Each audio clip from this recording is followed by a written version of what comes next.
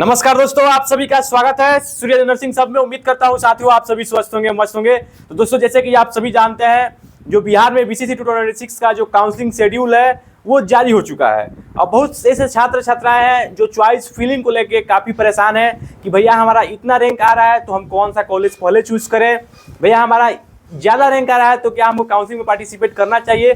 तो इन तमाम मुद्दों पे दोस्तों हम चर्चा करने वाले हैं। आज की इस वीडियो में मैं आपको ये बताने वाला हूँ कि अगर आप पीसीबी से हैं या फिर पीसीएमबी से या फिर पीसीएम से हैं तो आपको कितने लास्ट रैंक तक आपको कॉलेज मिलने की संभावना है। ये जो डाटा है मैंने 2025 का डाटा उठाया है, उसके बेसिस पे कंपेरिजन करके बताऊंगा कि आपको 2026 में कितने रैंक तक आपको कॉलेजेस जो है अलर्ट होने की संभावनाएं हैं। तो इस वीडियो में आपका जो ये डाउट है पूरा तरह से क्लियर होने वाला है साथियों। तो इसके लिए मैं आप सभी से एक ही गुजारिश करूंगा कि आप हमारे चैनल को सब्सक्राइब करके रखें, क्योंकि आपको काउंसलिंग से रिलेटेड फ्री ऑफ कॉस्ट मैं बिल्कुल गाइडेंस देने वाला हूँ। इसके बाद जो हमारा अगला वीडियो होगा उसमें आपको चॉइस फिलिंग करना हम सिखाएंगे, चाहे आप एग्री से हैं, चाहे आप पीसीबी से हैं, चाहे आप पीसीएमबी से हैं या फिर पीसीएम से हैं। उसमें आपको रैंक वाइज हम बताएंगे कि आपको कौन कौन से कोर्सेज जो है पहले प्रीफरेंस देना चाहिए, उसके बाद किस कोर्सेज को प्रीफरेंस देना चाहिए। इन सारी चीज़ों के बारे में हम लगातार जो है वीडियो रिसर्च कर रहे हैं और आपके लिए ला रहे हैं। इस मेहनत के लिए आपको करना कुछ नहीं है दोस्तों, बस चैनल को सब्सक्राइब कर लेना है। देखिए दोस्तों, इस वीडियो को आप शुरू से लेकर अंत तक देखेंगे तभी आप कट ऑफ को समझ पाइएगा, वरना आप आके कमेंट में फिर कमेंट करके पूछिएगा कि भैया हमारा इतना रैंक आ रहा है तो हमको कौन सा कॉलेजेस मिलेगा। तो उससे कोई फायदा नहीं है। अगर आप इस वीडियो को बस शुरू से लेकर अंत तक देख लेते हैं तो आपका डाउट जो है 100% क्लियरिटी होने की संभावना है। ठीक है, तो सबसे पहले दोस्तों आपको एक चीज समझने वाली बात है कि अगर आप राउंड फर्स्ट का क्लोजिंग रैंक देखेंगे 2025 का बीएससी नर्सिंग का, ठीक है, बीएससी नर्सिंग का हम स्पेशली बात कर रहे हैं, तो आप देख सकते हैं जो राउंड फर्स्ट का जो क्लोजिंग रैंक गया था जनरल यूआर से वो 1400 तक गया था। वही दोस्तों हम राउंड 2 का क्लोजिंग रैंक बात करें यूआर वाले बच्चों का तो 1500 गया था, मीन्स जो जनरल से हैं। और हम बीसी का बात करें तो 550 तक गया था और राउंड 2 में जो है 600 तक गया था। ईबीसी में बात करें तो 350 गया था और ईबीसी में राउंड 2 में बात करें तो 370 गया था। वही ईडब्ल्यूएस का बात करें तो 270 गया था और ईडब्ल्यूएस का राउंड 2 में 270 गया था। एससी का बात करें तो 250 तक वाले बच्चों को कॉलेजेस मिला था, राउंड 2 में 260 वाले बच्चों को कॉलेजेस मिला था। जो बच्चे एसटी से थे उनको 100 तक कॉलेजेस मिल गया था, जो एसटी से थे राउंड 2 में उनको 110 तक जो है कॉलेजेस 2025 में बीएससी नर्सिंग कॉलेजेस जो है अलॉट हुआ था। देखिए दोस्तों 2025 में भी 540 सीटें थे और आपका जो कॉलेजेस थे वो बीएससी नर्सिंग कॉलेज जो है 9 गवर्नमेंट कॉलेजेस थे। हालांकि अभी तक 2026 का सीट मैट्रिक्स जारी नहीं हुआ है, आज ही के दिन जो है आपका सीट मैट्रिक्स जारी होने वाला है और आपका जो राउंड फर्स्ट का जो चॉइस फिलिंग है वो 19 जुलाई से शुरू होगा और लास्ट जो चॉइस फिलिंग है लॉकिंग करने का जो आपको समय मिला है वो 25 जुलाई रखा गया है। ठीक है, तो आप कोशिश कीजिए कि 19 से 24 जुलाई के बीच में ही अपना चॉइस फिलिंग कर लें। आप लास्ट डेट का बिल्कुल भी इंतजार ना करें। आपको चॉइस फिलिंग करने का मात्र एक ही बार मौका दिया जाता है, आपको राउंड 2 में चॉइस फिलिंग करने का मौका नहीं दिया जाएगा।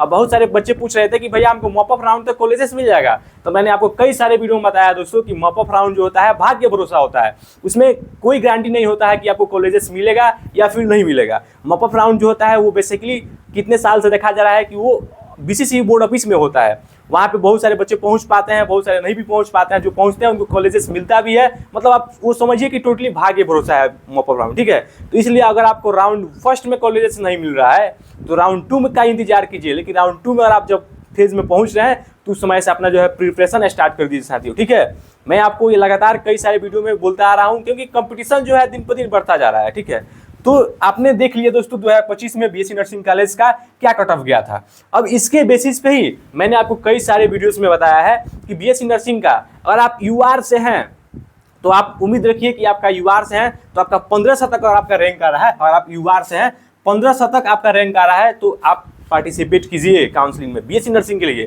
अब बहुत सारे बच्चे होते हैं जिनको सिर्फ बीएससी नर्सिंग ही चाहिए, इसके अलावा कोई कोर्सेस नहीं प्रेफरेंस देते हैं। तो आप बीएससी नर्सिंग करना चाहते हैं तो ऑन एन एवरेज अगर आपका लास्ट अगर 1500 तक है तो आप जरूर पार्टिसिपेट कीजिए। और कैटेगरी में दोस्तों बात करें तो कैटेगरी मैंने आपको ऑलरेडी बता दिया दोस्तों, कैटेगरी में अगर आपका 800 तक रैंक है तो आप पार्टिसिपेट कीजिए, बीएससी नर्सिंग मिलने की हाई चांसेस है। वही दोस्तों अगर हम बात करें एग्रीकल्चर का, अब बहुत सारे पूछेंगे बच्चे जो हम भैया एग्री से हैं, तो देखिए एग्री का जो कट ऑफ है दोस्तों एज इट इज सेम रहने वाला है। ठीक है, मैंने ऐसा क्यों बोला, एग्री वाले जो बच्चे हैं उनका जो कट ऑफ है सेम रहने वाला है। मैंने ऐसा क्यों बोला साथियों, क्योंकि जो बच्चे एग्रीकल्चर बैकग्राउंड से हैं उनको इतने रैंक पे तो कॉलेजेस मिलने की पॉसिबिलिटी है, हाई पॉसिबिलिटी है कि मिल जाएगा।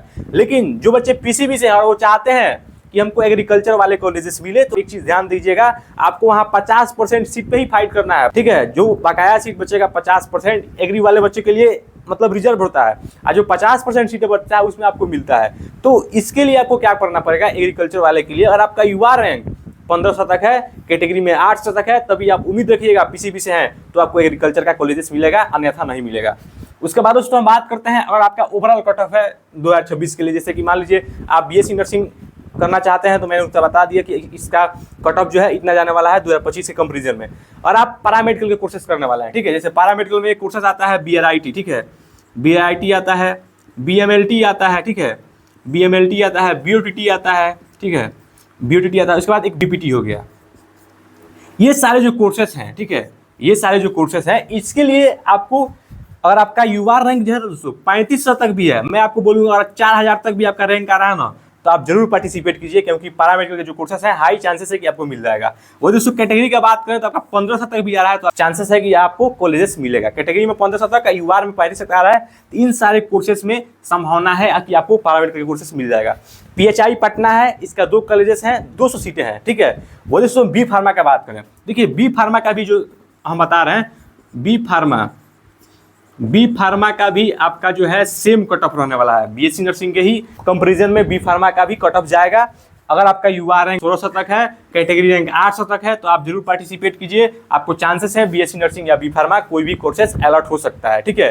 अब बी फार्मा का भी आप बात सुनिएगा, तो बी फार्मा में देखिए PCM वाला बच्चे भी एलिजिबल है, PCB वाले बच्चे भी एलिजिबल है, PCMB वाले भी बच्चे एलिजिबल हैं, और सीट जो है कितना है, मात्र 200 है, ठीक है। ये 200 सीट पे ही सारे बच्चे को फाइट करना है, इसलिए इसका भी जो कट ऑफ है यही जाने वाला है, ठीक है। उसके बाद दोस्तों हम इंजीनियरिंग की बात करें, जैसे कि बीटेक हो गया, बीटेक इंजीनियरिंग एक ही होता है, तो उसमें जो बहुत सारे बच्चे हैं जो पूछते हैं कि भैया हम कितने रैंक तक जो है पार्टिसिपेट कर सकते हैं। देखिए मैंने आपको branch wise cut off video बनाया हुआ है, वो चैनल पर ऑलरेडी अपलोडेड है, आप चाहें तो देख सकते हैं, उसका लिंक आपको डिस्क्रिप्शन बॉक्स में मिल भी जाएगा। मैंने आपको बता दिया कि दोस्तों टॉप 10 कॉलेजेस का क्या जो है कट ऑफ जाने वाला है। लेकिन अगर आप चाहते हैं कि हमको कोई सा भी इंजीनियरिंग कॉलेजेस मिल जाए, तो अगर आपका युवा रैंक 20,000 तक भी है, तो आप पार्टिसिपेट कीजिए। आपको संभावना है कि किसी ना किसी कॉलेजेस में EEE या EE या ECE मैकेनिकल मिलने की संभावना है। अगर आप 20,000 रैंक पर सोच रहे हैं कि हमको CSE मिल जाए, सिविल मिल जाए, तो भैया ये मिलने वाला नहीं है, ठीक है। लो ब्रांचेस मिलेगा आपको, ठीक है, लेकिन आप पार्टिसिपेट कर सकते हैं, ठीक है, चांसेस हैं। देखिए इंजीनियरिंग में बहुत सारी सीटें हैं, 38 गवर्नमेंट कॉलेजेस हैं, UGAC के काउंसलिंग होने के बावजूद भी लगभग 7 से 8,000 सीटें जो है वैकेंट रहते हैं। इसलिए मैं बोल रहा हूँ अगर आपका 20,000 तक भी रैंक है इंजीनियरिंग में, तो आप पार्टिसिपेट कीजिए, संभावनाएं हैं आपको कॉलेजेस मिलने की। अब बहुत सारे बच्चे पूछेंगे कि भैया मेरा रैंक ज़्यादा आ रहा है, जैसे कि हॉर्टिकल्चर हो गया, फिशरीज हो गया, बायोटेक्नोलॉजी हो गया, डेयरी टेक्नोलॉजी हो गया, इनका भी जो कट ऑफ है वो सेम रहने वाला है, 4000 और 1500। अगर आप 4000 मतलब युवा रैंक आ रहा है और आप चाहते हैं एग्रीकल्चर बैकग्राउंड से कि हम हॉर्टिकल्चर करें या फिर फिशरी करें या डेयरी टेक्नोलॉजी करें या बायोटेक्नोलॉजी करें, तो आपका 4000 तक भी रैंक आ रहा है, तो आपको एग्रीकल्चर मिलने की तो संभावना बिल्कुल भी नहीं है। तो आप इन सारे कोर्सेज में मतलब प्रीफरेंस दे सकते हैं। और कैटेगरी में 1500 से 1700 तक आ रहा है, तो इन सारे कोर्सेज को प्रीफरेंस दे सकते हैं, संभावनाएं है मिलने की।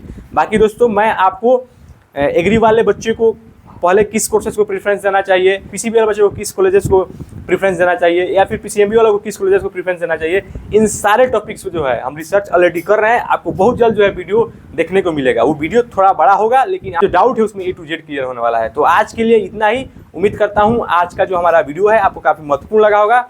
तो मिलते हैं आपसे अगले वीडियो में किसी नए टॉपिक के साथ। तब तक के लिए सुविधा, नमस्कार।